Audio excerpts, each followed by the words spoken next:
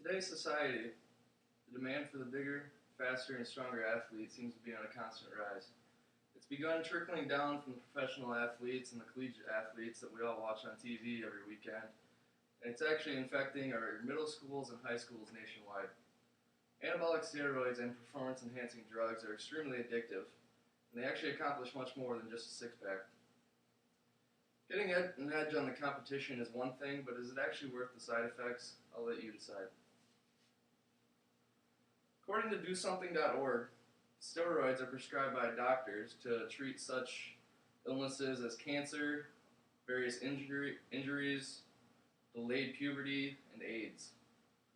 According to C.W. Nevius, he published a survey in 2005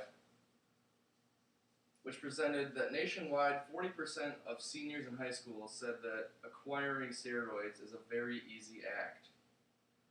How much of the youth does it actually affect, though? Fox News recently did a report on 20 schools in Minnesota. They were selected at random, and they were middle schools and high schools.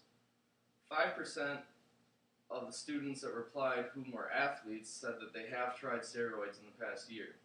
10% who were not athletes said they have tried steroids in the past year.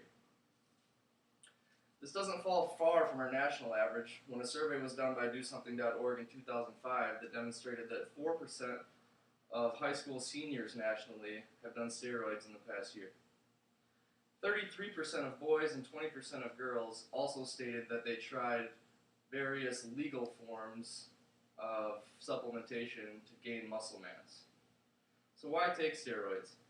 New England Journal of Medicine published a 1996 study done by more than 10 various doctors and scientists. And the effects of that study show that they had 4 different groups. One group they had would do, it was a 10-week study. One group would have no workout and no steroids. Another group would have workout and steroids. Another group would have no workout and steroids, and one group would have workout and steroids. The study shows that the people that did nothing with no workouts and no steroids throughout the 10 weeks had no changes. The people who had no workout but simply took steroids on a daily basis actually gained 7 pounds of muscle weight. The other group, who actually was working out for 10 weeks but had no steroid use, only gained 4 pounds. And then the group that was working out and also taking steroids gained 13 pounds of muscle mass. This is interesting because the group that was actually working out but wasn't taking steroids gained less muscle mass than the group that wasn't working out and took steroids.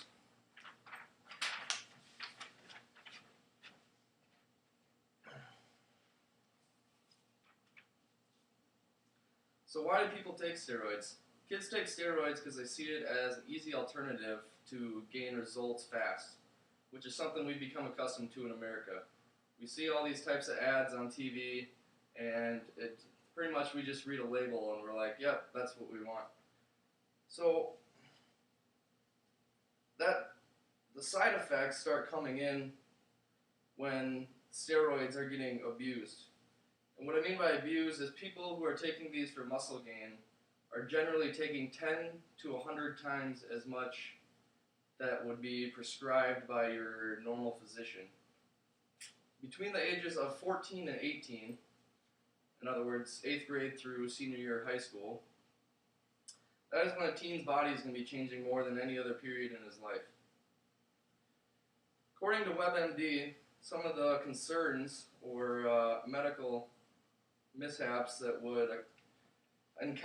you would encounter when taking steroids could be mood swings, most commonly known as roid rage, acne, permanent balding, male and female, tendon ruptures, permanent voice deepening, enlarged hearts that could lead to heart attack, heart disease, strokes, cluttered arteries, liver disease, liver cancer, stunted growth if taken at an early enough age.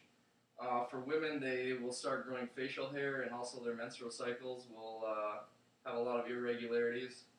For men, they could develop breasts, and oftentimes shrinking their testicles, which will cause testicular cancer and oftentimes make them infertile. So what can we do to solve this problem? Currently in America, there is one program. It's called Atlas for men and Athena for women.